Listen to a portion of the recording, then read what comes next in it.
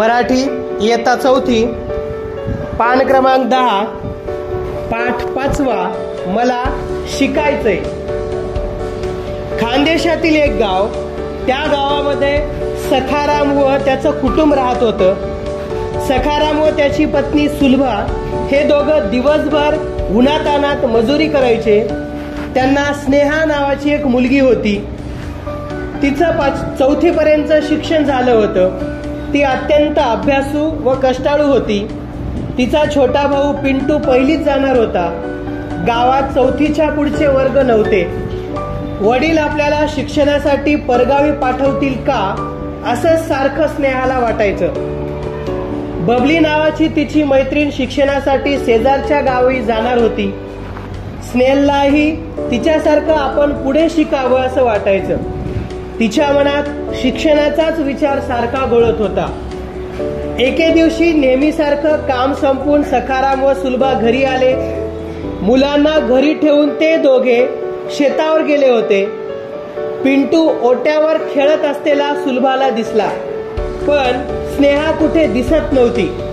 सुलभानं लगेचच स्नेहा स्नेहा म्हणून हाका मारल्या.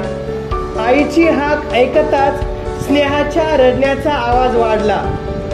एका कोपऱ्यात बसून स्नेहा रडत असलेली सुलभाला दिसली.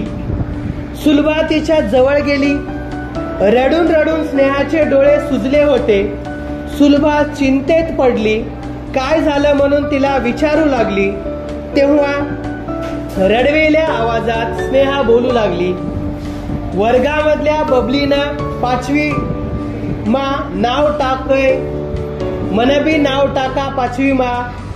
ओ माय, माले पुढे शिकानं, शे माले शिकू द्यानं. तेवढ्यात हातपाय धुवून सखाराम तेथे आला. स्नेहा, तुले 4थी लोंग शिकाड, आते आणखीन पुढे शिकशीन काय करशील तू? आपली परिस्थिती अशी गरिबीनी, परगावले कसा धाडू तुले? एसटी मा ये जा करणी पडीन. तनपेक्षा आते शाय बंद, घर बशी शन धाकला भाऊले संभाय. समजन का तुले? सखाराम थोड्या रागातच म्हणाला. दादाले सांग ना ओ माय, माले 5वी मा जाऊ द्या, शिकू द्या. असं म्हणत स्नेहा पुन्हा रडायला लागली. सुलभाला गहीवरून आलं. तिचे डोळे पाणावले. नवऱ्याला कसं समजावून सांगावं हेच तिला समजेना. गावात 4थी पर्यंत शाळा होती, म्हणून गावातील बरेच लोक मुलांना 4थी पर्यंत शिकवत होते. गरिबीमुळे मुलीला परगावी शिकवणं सखारामला अवघड वाटत होतं. सखारामच्या भाऊबंधांमध्ये पोरींना कुणीही 4थीच्या पुढे परगावी पाठवून शिकवलं नव्हतं.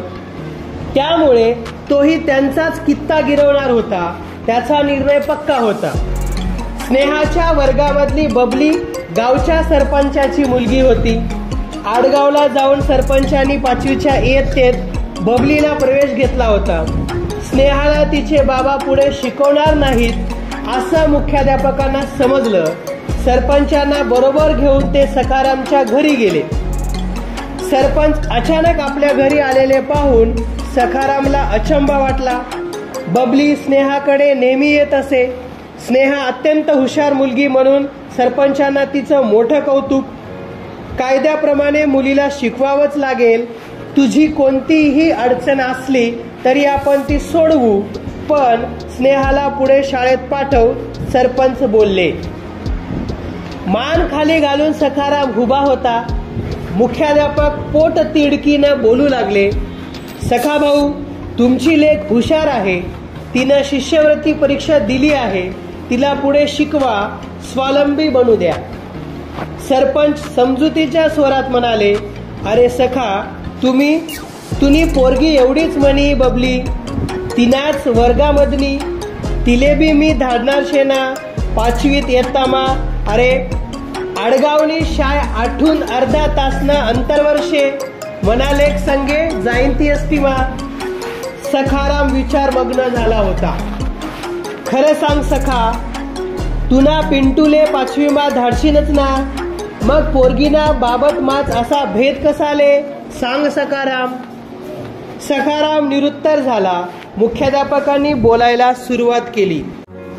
अहो सखाराम, तुम्हाला माहित आहे का आपल्या जिल्ह्याची जिल्हाधिकारी कोण आहे? एक महिलाच आहे. तालुक्याच्या पोलीस स्टेशनलाही इन्स्पेक्टर म्हणून महिलाच आहे. शेजारच्या गलीतल्या त्या दामू अण्णाची लेक डॉक्टर झाली गेल्या वर्षी. माहित आहे ना तुम्हाला? अजून किती उदाहरण द्यायची. आता कित्येक डॉक्टर, वकील, इंजिनियर या महिला आहेत. त्या साऱ्यांच्या पालकांनी तुमच्यासारखाच विचार केला असता तर सखारामला काय बोलावं ते सुचेना. आता त्याला पटलं होतं, अपुरा शिक्षण नको, दिनरात कष्ट करसू, रगतन पाणी करसू, पण मना अंडेरले शिकाडसू. तसं त्यानं बोलून दाखवलं. स्नेहानं वडिलांकडे पाहिलं व ती त्यांना आनंदानं बिलगली. सरपंच व मुख्याध्यापक त्या दोघांकडे पाहतच राहिले. स्नेहाचा चेहरा आनंदानं फुलला होता. तर हे लेखन केलेलं आहे आबा गोविंदा महाजन यांनी. शब्दार्थ आहेत या ठिकाणी.